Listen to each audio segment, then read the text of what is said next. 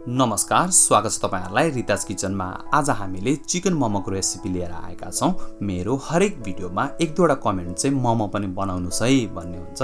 त्यसैले आजको यो रेसिपी तपाईहरु सबैजनाका लागि। यो भिडियोमा हामीले चिकन मोमोको साथसाथै चिकन सुप र मोमो फोल्डिङ टेक्निक्स पनि विस्तृत रूपमा देखाउने कोसिस गरेका छौं। चिकन मोमो बनाउनलाई चाहिने सम्पूर्ण सामग्रीहरु लिस्ट हेर्नका लागि हाम्रो डिस्क्रिप्सनमा क्लिक गर्नुहोला र यदि आजको यो भिडियो तपाईहरुलाई मन परेको खण्डमा लाइक, कमेन्ट र कम्तिमा पनि एकजनासँग शेयर गरिदिनु होला। साथै हाम्रो च्यानललाई सब्स्क्राइब गरेर हामीलाई सपोर्ट पनि गरिदिनु होला अनि बेल आइकन दबाउन पनि नबिर्सिनु होला। आउनुस् सुरु गरौँ आजको यो रेसिपी। आजको रेसिपी बनाउनलाई हामीले लिएका छौं 1 किलो मैदा। मैदालाई एउटा ठूलो साइजको बलमा राख्नुस् र त्यसमा थोरै पानी एड गरेर मुस्न सुरु गर्नुस्। मैदालाई ठ्याक्कै रोटीको आटा जसरी नै मुस्नु पर्ने हुन्छ। यदि तपाईले रोटीको आटा कसरी मुस्ने भनेर सोच्दै हुनुहुन्छ भने माथि स्क्रिनमा लिंक आइरहेको छ, त्यसमा क्लिक गरेर हेर्न सक्नुहुन्छ। हामीले लगभग 6 देखि 7 जनाका लागि मोमो बनाउँदै छौं, त्यसैले हामीले 1 किलो आटा प्रयोग गरेका हौं। मोमोको आटा लगभग तयार भइसकेको छ। यसलाई हामी छोपेर साइडमा राखिदिन्छौं र त्यसपछि हामी मोमोको फिलिङ्स बनाउन सुरु गर्छौं।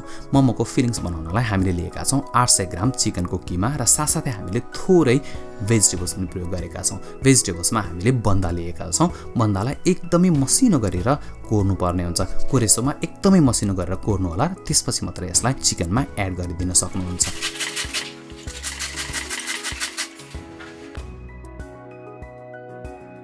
यदि तपाईलाई बन्दा मन पर्दैन भने चिकन मोमोमा बन्दा नहाली पनि बनाउन सकिन्छ। सबै बन्दालाई चिकनमा एड गरिदिनुस् र बन्दाको साथसाथै अब हामी यसमा एउटा ठूलो साइजको प्याज पनि एड गर्छौं। प्याजलाई भिडियोमा देखाएसरी एकदमै मसिनो गरेर काट्नु पर्ने हुन्छ, किनकि यदि प्याज ठूलो भयो भने मोमोको फिलिङ्स हामीले मोमोमा भर्दाखेरि मोमो फुट्न सक्छ। त्यसैले प्याजलाई भिडियोमा देखाएसरी एकदमै मसिनो हुने गरी काट्नु होला र त्यसपछि मात्र यसलाई मासुमा एड गरिदिनुस्। प्याज र बन्दाले एकदमै राम्रो स्वाद दिन्छ। यदि तपाईले हाम्रो च्यानललाई सब्स्क्राइब गर्नुभएको छैन भने अवश्य गरिदिनु होला, साथै बेल आइकन पनि दबाइदिनु होला। अब आउनुस् हामी खुर्सानीलाई पनि काटेर तयार पार्छौं।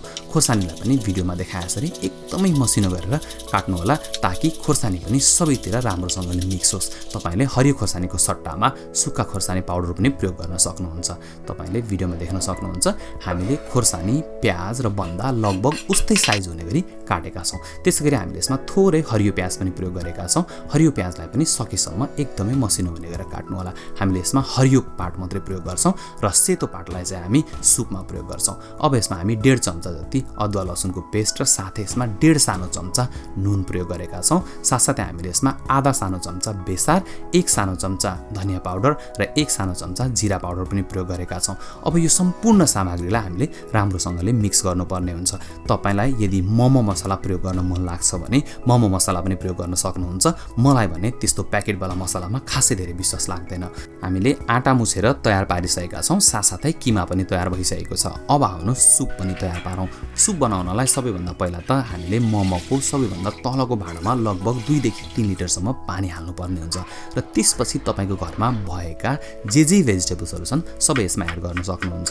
हामीले अघि हरियो प्याजको हरियो भाग चाहिँ किमा बनाउँदा प्रयोग गरेका थियौं र सेतो भाग चाहिँ हामीले सुपमा हालिदिएका छौं। साथसाथै यसमा थोरै प्याज पनि एड गरिदिनुस् र अन्य कुनै भेजिटेबल्सहरु घरमा छन् भने ती भेजिटेबल्स पनि तपाईले यसमा एड गर्न सक्नुहुन्छ। मैले चाहिँ यसमा थोरै क्याप्सिकम एड गरिदिएको छु र साथसाथै मैले थोरै यसमा अदुवा पनि एड गरिदिएको छु। तपाईले यसमा गाजर पनि प्रयोग गर्न सक्नुहुन्छ। यदि गाजर छ भने गाजरको स्वाद सुपमा एकदमै राम्रो हुन्छ। मसँग चाहिँ आज गाजर छैन, त्यसैले मैले यसमा गाजर हालेको छैन।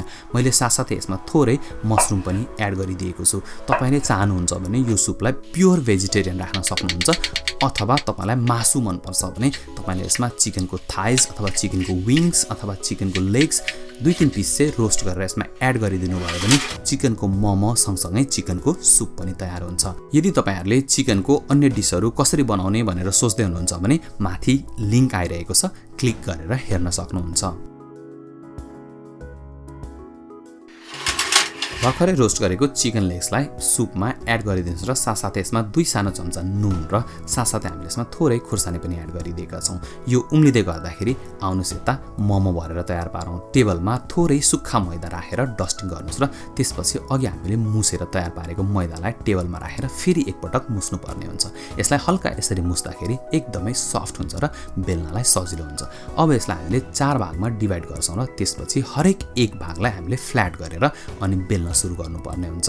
तपाईले भिडियोमा देख्न सक्नुहुन्छ हामीले यसलाई एकदम सजिलो गरी सेन्टरबाट बाहिरतिर प्रेस गर्दै बेलिरहेका छौँ। यदि तपाईले रोटी कसरी बेल्ने भनेर सोच्दै हुनुहुन्छ भने माथि लिङ्क आइरहेको छ, क्लिक गरेर सुक्खा रोटीको भिडियो हेर्न सक्नुहुन्छ। यसलाई सकेसम्म ठुलो हुने गरी बेल्नु होला र यो तल पनि टाँसिनु हुँदैन। त्यसपछि यसलाई पल्टाइदिनुहोस् र काट्न सुरु गर्नुहोस्। हामीले काट्नलाई ग्लास प्रयोग गरेका छौँ। तपाईसँग कुनै पनि भाँडोको बिर्को छ भने त्यो पनि प्रयोग गर्न सक्नुहुन्छ। अब आउनुहोस् यसको साइडको जुन एक्स्ट्रा भाग छ त्यसलाई रिमुभ गरिदिउँ र अनि त्यसपछि मोमो बनाउन सुरु गरौँ।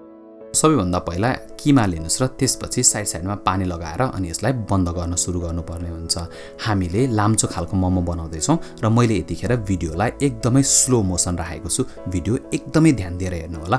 मैले चोरी औँलाले फोल्डहरूमा थिच्दै अगाडि बढ्दै फेरि चोरी औँलाले फोल्डमा थिच्दै अनि यो लाम्चो खालको मोमो तयार पारेको छु।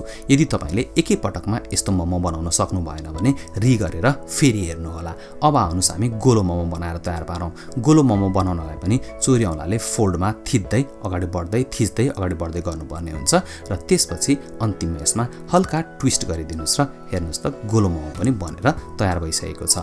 अब आउनुहोस् फेरि हामी लाम्चो मोमो नै बनाउँछौँ, तर यसमा हामी थोरै चेन्ज गर्छौँ। लाम्चो मोमो यसरी बनाइसकेपछि अनि यसको बाहिरको साइडको भागलाई हामी यसरी जोडिदिन्छौँ र त्यसपछि यो एउटा तेस्रो खालको मोमो बनेर तयार भइसकेको छ। अब हामी टिबेटन सेपाले जस्तो मोमो बनाएर तयार पार्छौँ। यसको लागि हामीले सबैभन्दा पहिला बाहिरको भागलाई थिचेर अनि बन्द गरिदिनु पर्ने हुन्छ र त्यसपछि हामीले चोरी औँला र बुढी औँलाको सहायताले यसलाई हल्का बिस्तारै फोल्ड गर्दै जानुपर्ने हुन्छ। तपाईले फोल्ड गर्दा लगभग एउटै डिस्टेन्समा फोल्ड गर्नुभयो भने एकदमै राम्रो देखिन्छ। ल हेर्नुहोस् त यो मोमो पनि तयार भइसकेको छ। अब हामी ट्रायंगुलर आकारको मोमो बनाउँछौँ। ट्रायंगुलर आकारको मोमो बनाउन एकदमै सजिलो छ। यदि तपाईले पहिला कहिले मोमो बनाएको छैन भने पनि यो ट्रायंगुलर आकारको मोमो चाहिँ अवश्य पनि बनाउन सक्नुहुनेछ।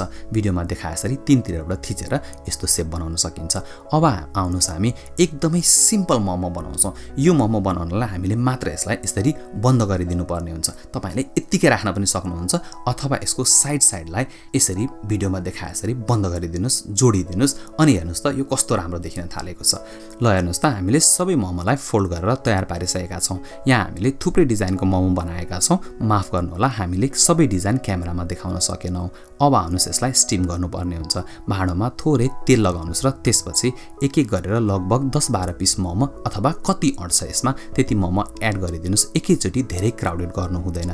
अब यसलाई हामीले मोमोको साइज अनुसार 8 देखि 10 मिनेटसम्म यसलाई स्टिम गर्नुपर्ने हुन्छ। ल हेर्नुहोस् त एकदम तातो मोमो बनेर तयार भइसकेको छ। अब यो मोमोलाई तपाईले आफूलाई मनपर्ने खालको चटनीसँग सर्भ गर्न सक्नुहुन्छ। चटनी कसरी बनाउने भनेर सोच्दै हुनुहुन्छ भने माथि लिङ्क आइरहेको छ, क्लिक गरेर हेर्न सक्नुहुन्छ।